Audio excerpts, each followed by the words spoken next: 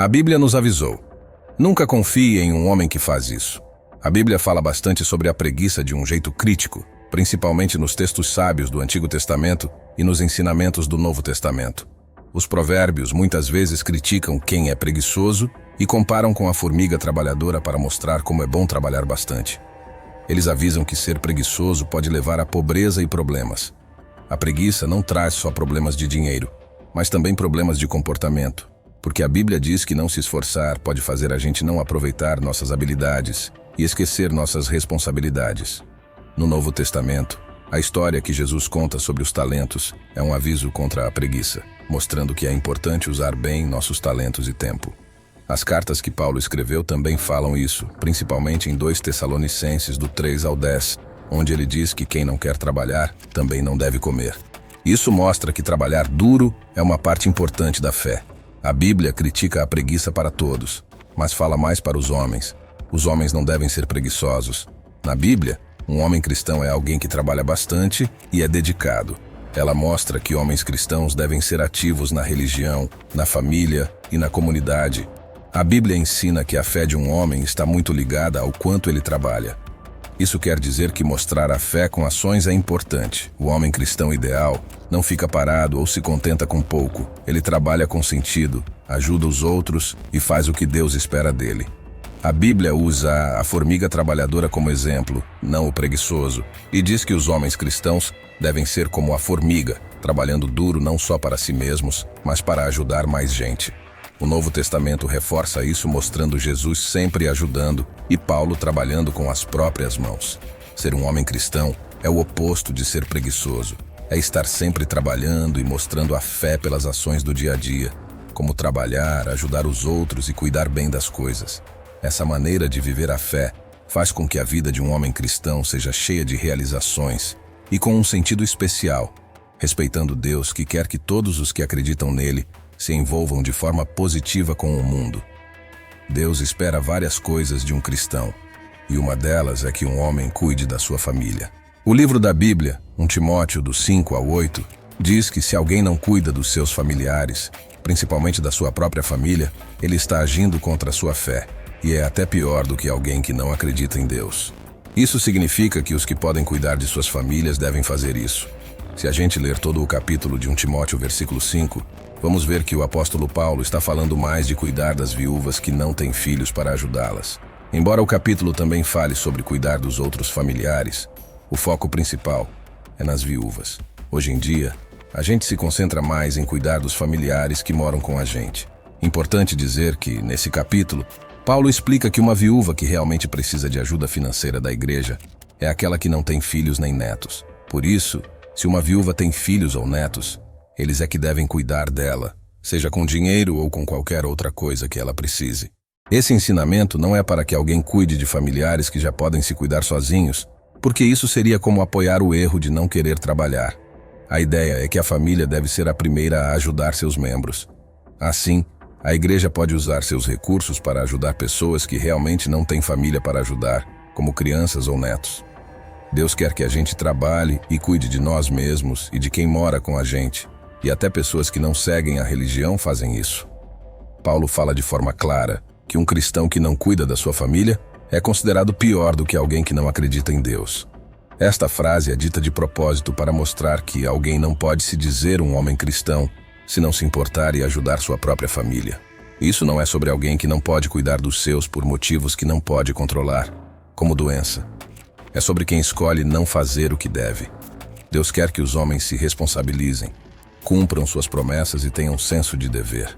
Mulheres, se vocês têm um marido que trabalha, volta para casa e paga as contas. Sejam gratas a Deus por ele. Um homem cristão não é preguiçoso. Hoje, a gente julga rápido pecados como beber demais, traição e roubo, mas raramente ouvimos sermões sobre preguiça. Mas isso não vale para todos, pois há homens que trabalham demais e não têm tempo para descansar, o que também é um problema. Não é bom trabalhar sem parar, o descanso é importante, mas hoje estamos falando sobre preguiça. A preguiça quase não é discutida. A Bíblia não apoia a preguiça. Veja Jesus Cristo, ele sempre foi motivado e ativo enquanto esteve na terra. João, do 9 ao 4. Preciso fazer as coisas que quem me mandou quer enquanto é dia. À noite ninguém pode fazer nada. Lucas do 2 ao 49. Ele disse: Por que vocês estão me procurando?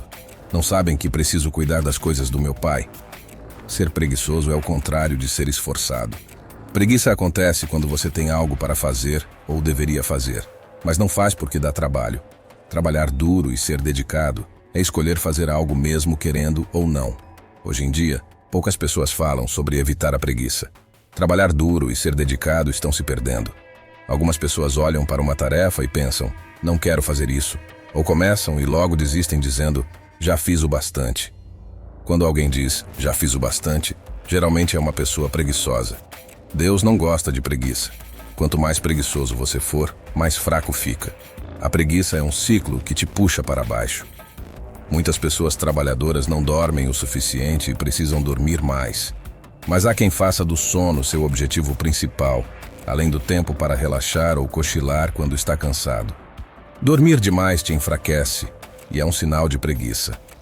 A Bíblia diz que dormir muito pode levar à pobreza. Em Provérbios capítulo 24, versículo do 33 ao 34, está escrito: dormir um pouco, tirar um cochilo, descansar um pouco, e então a pobreza chega rápido, como um ladrão ou como alguém perigoso. Isso mostra como uma pessoa preguiçosa justifica não fazer o que deve. Achar que um pouco de sono não faz mal é normal. Todos precisamos descansar. Mas o problema não é só o sono da pessoa preguiçosa, é ela não fazer o que deve. Deus criou o sono, mas não para usarmos como desculpa para não cumprir nossas responsabilidades. Lembro de algo que meu técnico de futebol dizia que nunca esqueci: trate a preguiça como a doença que é. Se você tem uma família para cuidar, faça isso. Se tem filhos para alimentar, alimente-os. Seja grato pelos pais que cuidam dos seus filhos. A Bíblia ensina que Deus não gosta da preguiça, considerando-a um pecado. Em Tiago, versículo 4 ao 17, está escrito: quem sabe o que é certo fazer e não faz está pecando. Isso quer dizer que se você sabe que deve fazer algo e não faz por preguiça, isso é um pecado. Não é uma questão de julgamento, mas sim o que a Bíblia diz sobre ser preguiçoso e não fazer o que é certo. Na Bíblia, pessoas preguiçosas são chamadas de más. Alguém chamado de mau na Bíblia é visto como inimigo de Deus. Na história que Jesus contou sobre os 3 servos que receberam dinheiro para investir, o primeiro ganhou 5 bolsas de ouro e dobrou seu dinheiro. O segundo também dobrou seu dinheiro. O terceiro servo, que podemos chamar de preguiçoso, sabia o que devia fazer com o ouro, mas se recusou a fazê-lo, o que a Bíblia considera um pecado.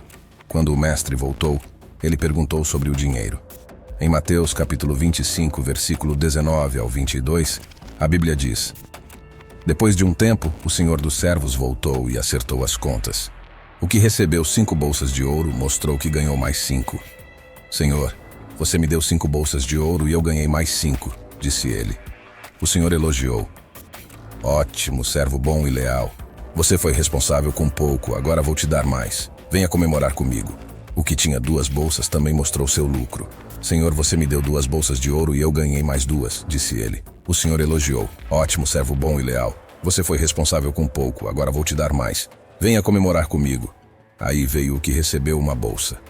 Senhor, disse ele, eu sei que você é exigente. Colhe onde não plantou. Fiquei com medo e escondi seu ouro. Aqui está o seu dinheiro. Agora veja o que o mestre respondeu. Em Mateus, versículo 25, 26 e 27, a Bíblia diz: o Senhor disse: servo ruim e preguiçoso, você sabia que eu ganho onde não trabalho? Então você deveria ter colocado meu dinheiro no banco. Assim, quando eu voltasse, eu receberia com juros. Deus não gosta de preguiça, mas parece que nossa sociedade até incentiva isso. Isso vai contra o que Deus quer.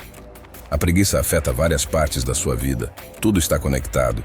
Não dá para ser preguiçoso em uma coisa e esforçado em outra. A preguiça se espalha. Pessoas que seguem Deus não são preguiçosas.